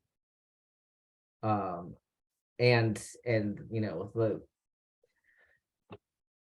it goes even further with just, you could even look at different like religious peoples like Mormons and the multiple wives, or Islam and multiple wives and polygamy and different like laws against that, and whether that is like all of these kinds of the regulation of sexual habits and bodies is one of the first and foremost ways that like bodies of power like control bodies. Consent, There's let this, people live their lives, It's so scary for some people. Yeah. Yeah, I was just going to say there's this fantastic book on the history of New York's ACT UP, which is like the group that was organizing around AIDS stuff in the 80s. And so this book just came out maybe a year or so ago. It's called Let the Record Show. And one of the most interesting things in that for me was, I mean, all these, gay people got together and they're organizing and trying to figure out how to take care of themselves through the AIDS crisis. And they're like, okay, what else do we want to do with all this kind of community power that we've developed? And kind of like half of them were like gay marriage. And then the other half of them were like, no, like healthcare for all. Like that was an explicit goal at that time. They were like, let's take this further and just make sure everybody's taken care of.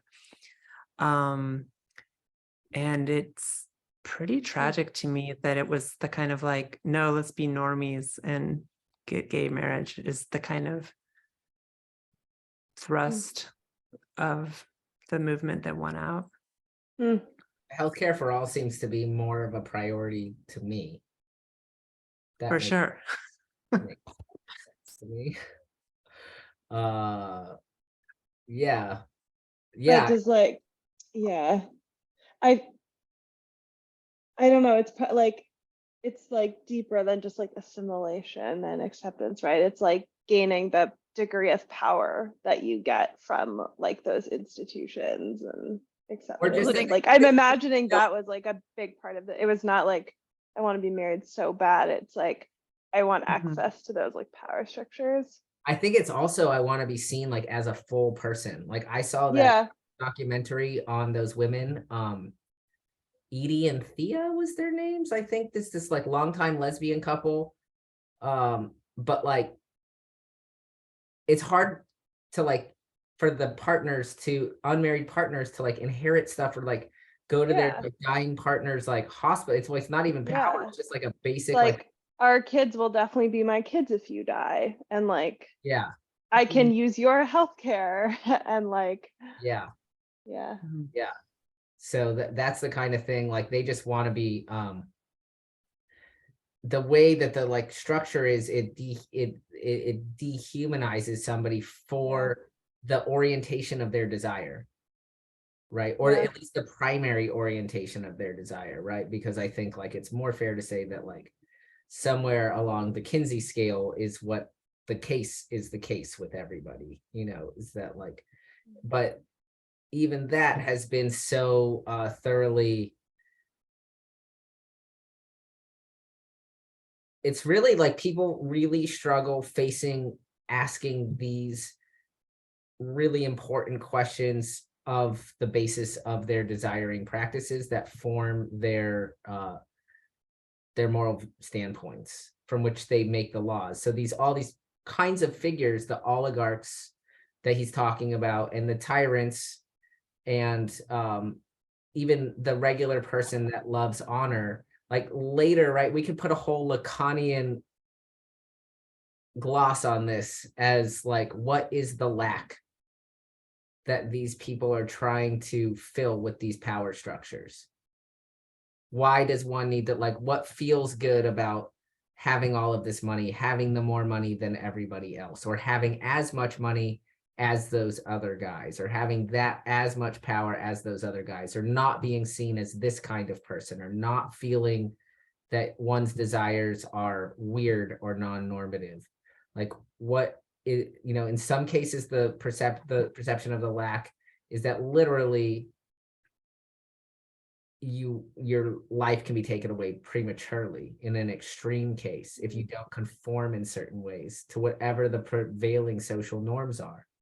So like even in the case, the larger case of the philosopher here, if the prevailing social norm is to go along with the status quo and you're asking questions about the status quo all the time, you are posing a major threat to yourself and to the fabric of that society in which you exist. I mean, this is also why I like to answer my own question and why I'm really defended against it and write about it a lot. I do get attacked in surfing a lot because I ask questions and do practices that I know rub against the like social fabric of a lot of the norms of surfing. I just don't like them. Yeah. And I don't think they're fair and I don't think they're right and I don't think that they're just. But I do know where they come from. I do understand that. I mean, I was just in Moss Landing and somebody was like, oh, you know, just so you know, everybody's like talking shit about you. And I'm like, thanks, Wayne. I'm like, that they can follow, like, they're like worried. They're like, oh, Dion's here, he's gonna post. But like, they have this problem because according to their norms, they can't talk shit to me because I'm like literally like from the surf break. Like They want to talk shit to you, but they can't. yeah. They want me to never take photos there and they want me to never like bring my client, like they basically like all of these, the same actor that I deal with everywhere in the world are a bunch of these guys where I came from, but like according to their same normative structure, I'm untouchable. So like it's this double, it's like they're in a double bind because like they hate everything that I do, but then according to their same norms, like they haven't achieved my status in that particular break, which is they may still surf there every day, but they didn't grow up surfing there. So and I keep coming back and everybody knows me and I have allies that are the best surfers there. The ones that like grumble, they surf well, they're good surfers, but they don't surf as good as like my peer group does. And it turns out like all of us also have meaningful relationships. I mean, we're all, you know, straight or whatever, but like the bar is that we don't beat our wives and say nasty things about them and talk shit about them at the fire pit. The bar is low, but it's interesting. There are only 4 people in my generation, my peer group, 4 or 5. And like the peer groups above us of males are so nasty to women and to their wives, like none of them has a successful relationship. At your old break. Yeah, like none.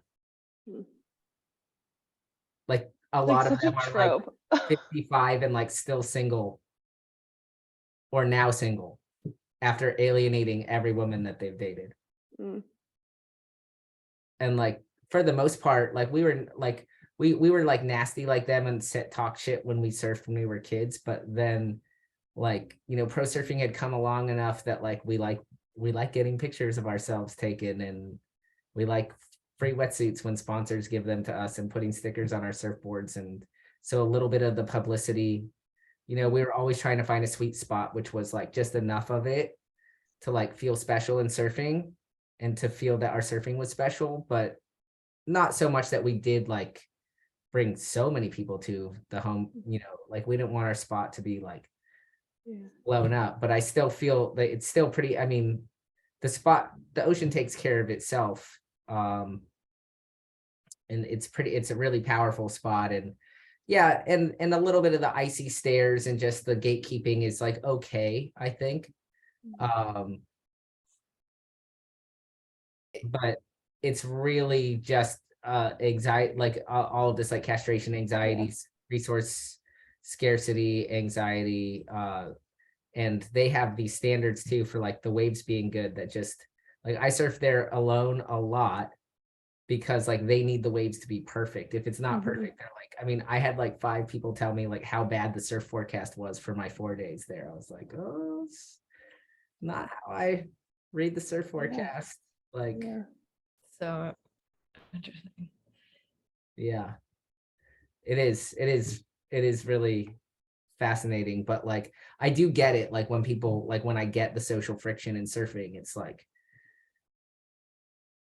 I don't feel that I don't feel like I deserve it necessarily, but I'm pushing against I am pushing against the norms, you know, and that makes people uncomfortable. So like I don't think I deserve violence. I don't think that I deserve to be ostracized and like, have my person violated. But like, because like I know the way that I know what their value system is, and I know how defended they are and how not reflective they are. You know, this stance is the stance of like, it's always been this way. I've never questioned this view. But Whether this is surfing or anything else, right? It's that this is the stance that like Socrates is like, once you get into to a certain kind of like moral order where the questioning is not valued. And that's where everything can be fascistic, right? Is when the questioning is not valued. And that was the big, you know, that has been some of the largest critiques of the social movements that came, the left social movements that have come out of our recent times as well. But I think questioning it's always the case that like even in surfing or in this situation, right? Like, or even within social movements, it's just like questioning of norms from within is completely different than questioning from somebody who's outside of the culture.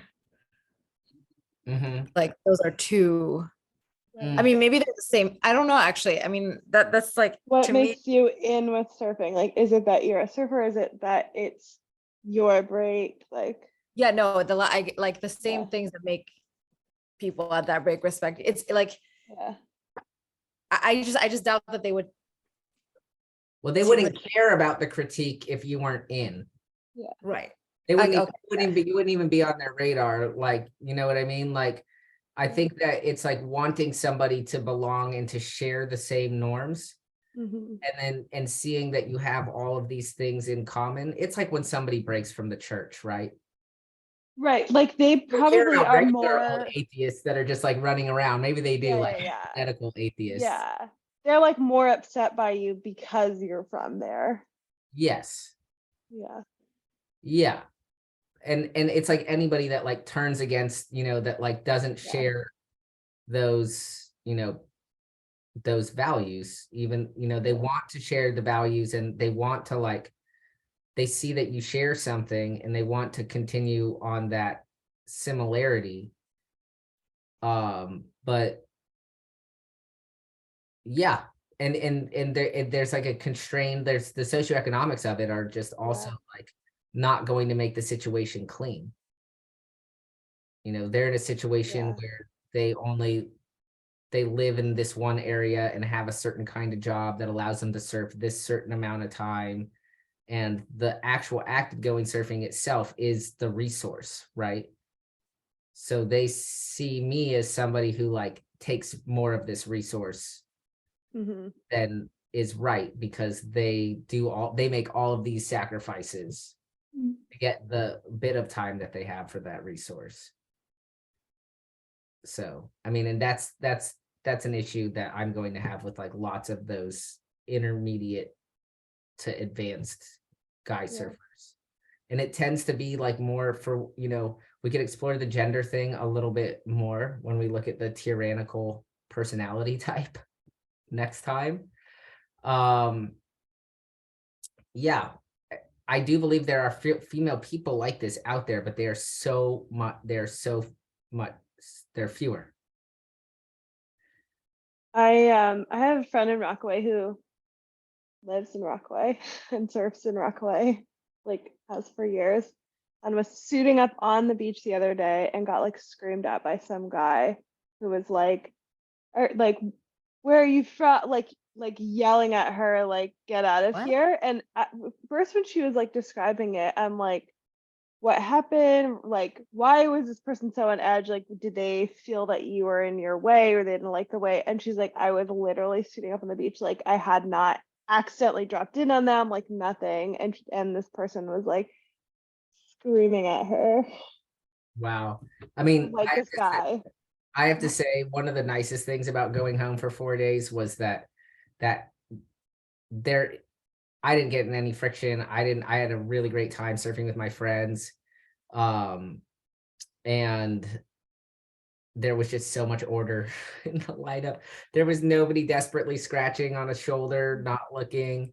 There was just really every lineup I surfed was like very orderly, lots of turn taking, a lot of good surfing, and Oh, nice. not a lot of people out. And then, yeah, I put that video in there's the one wave where I surf with the Pelican. Oh, And- I was like seagull. It's a Oh, pelican. and the sea lion. I want to see a sea lion. But then there's that part I keep laughing at because like that sea lion freaked me out so bad when it jumped behind me. I was like, Yeah, were you paddling away? yes. Were you like, oh shit? Well, for me, I didn't see it coming. It was just like this Yeah. huge splash I couldn't behind me. tell if you were just already paddling or. No, that was the break in front of the condo we rented, and it's really sharky down there. So when a big splash happened, Well, that's what scares me about when there's a sea lion. It's like something's hunting the sea lion. yeah, it's the food chain. It's a big old food chain down there. All right, I'm gonna get to bed. I'm not gonna surf too early tomorrow. But yeah, if anybody wants to surf before I go to Costa Rica this week, it looks like the last day of waves I think we saw was like Wednesday. So and then Sunday's a short day. Saturday could be kind of big, but Monday and Tuesday look all right. So let me know. I'll be on the West Coast, but All I'll right. be in Costa Rica. This is a very Oh. personal question, but I have to say one thing though, is that Julie was stoked that you're gonna be working with one of their people because I yeah. contact with Julie because I need to store my stuff for a day to surf Ocean Beach. And she was like, oh, thank you. Your client reached out to us, like, and she comped me day passes at Traveler, and that was really awesome. Oh, cool. Yay. are you gonna go to Sano? I don't know where we're going. I rented a car, so I was like, I'll go anywhere. Like, I honestly have no concept of the West Coast, so I don't know if things are 3 hours away or like 30 minutes away. I really like have no sense of the Sano's distance. like 2 hours from Malibu. Okay. I think you should go to C Street. I don't know that. That's in Ventura. It's like an hour north. I think I literally only know West Coast surf spots from Surfing USA, the song. Like, Yeah. that's how I know. Yeah. Like, Yeah. anything that's mentioned in there is Yeah. like, that's it. So yeah, I don't know anything beyond that. All right. And Emma's going to Costa Rica You are? What? Oh, on the with just Dion? in January. Amazing. Yeah. Amazing. I'm All so right. excited. I was gonna ask you, Dion, is it useful if I try and get video? Well, since I haven't been able to do a session in a while because I've been injured. Like, should I try and get video while I'm in Costa Rica? Only get, some one little video is helpful, but From one session? Video- Or is it not worth, like, we'll just see how I am when video we get back review in the can water? be helpful. Review is always helpful, but just get a few. Let's just text when we're in Costa Rica. We could just text. We'll figure it out, or WhatsApp. Okay. What's up? Mhm. Okay. Cool. All right. It was nice to see you guys. Have a good Yeah. night. Night, Good night. everyone. Bye.